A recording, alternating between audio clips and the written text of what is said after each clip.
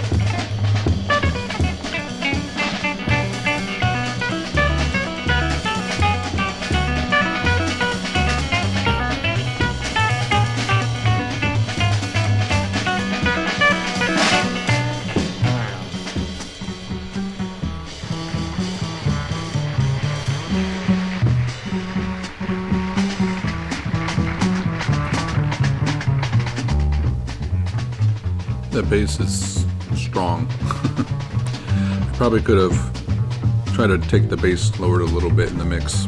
It's really booming. But, oh man. Stand up, but you can really hear those fingers.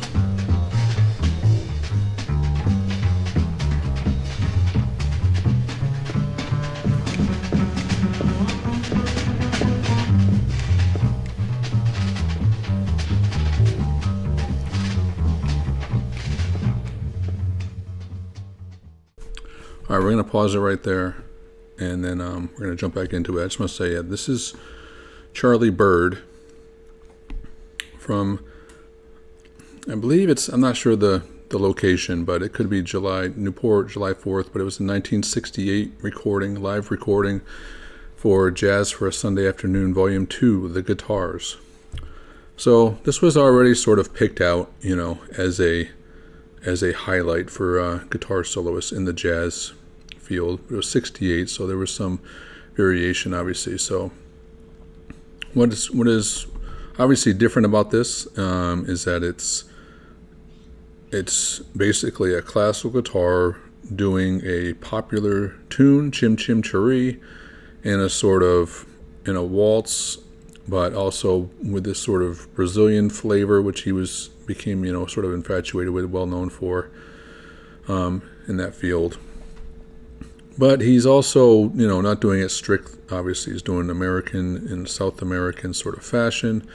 He's doing a lot of different things where he's doing, and also playing fingerstyle jazz, in a popular tune. So this one has, it sort of hits a lot of interest. There's a lot of interesting things that he's doing with this, and a lot of interesting takeaways. So we're going to jump back into it here. I'm going to kick it back just a little bit into that bass solo and watch him come back in. And here we go.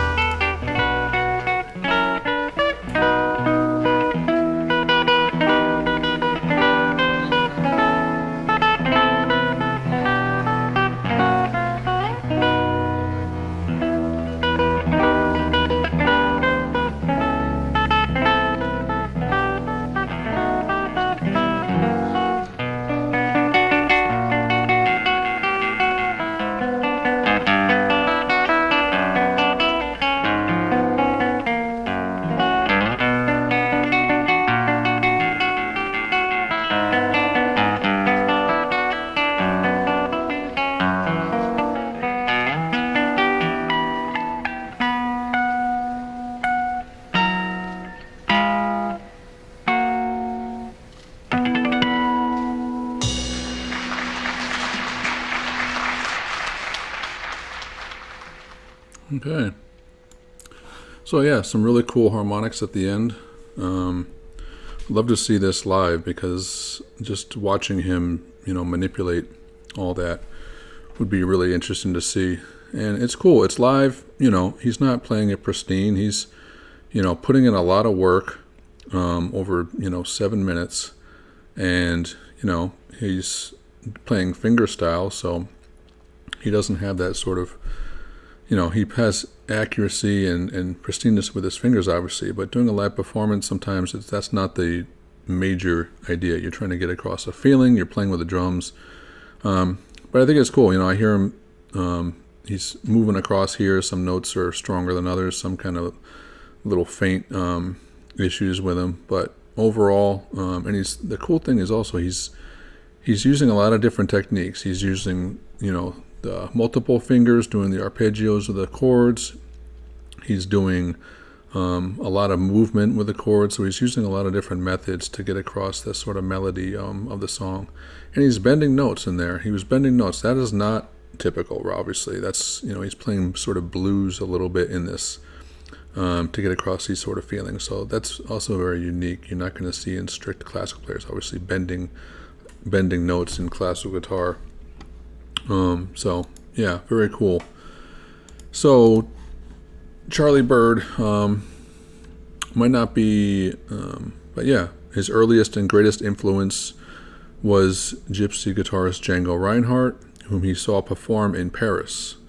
And this one I love it because there's a lot to say. It creates a really wave of ebb and flow dynamically. There's a lot of changes in sort of single note, lowering it and then building up with the more frantic pace. And there's always a strong feeling with the chordal melodic sense of this particular piece and this improvisation. So it doesn't seem like he's playing a lot, but I never feel him like, going over the same old ground of things he was doing before. It always feels kind of fresh, for a so long solo. That's hard to say. Most if you heard a lot of these other players on the list, play for like, a 4-minute long solo, it can start to get a little overdone, a little, treading the same territory. So that's something that, in different spans of time, it becomes increasingly difficult to sort of maintain that interest, let's say. So, Charlie Byrd, my number 9. So, yeah, Vernon Reid, and then, 30 years prior to that, Charlie Byrd doing his version of Chim Chim. I don't know who the other players on this. I would love to know who the bass player and drummer was, but I could not find that. This was on a compilation of great guitar solos. It was live, but they didn't keep the records that they do nowadays. So don't know who they were. Anyway, let's jump into the next one.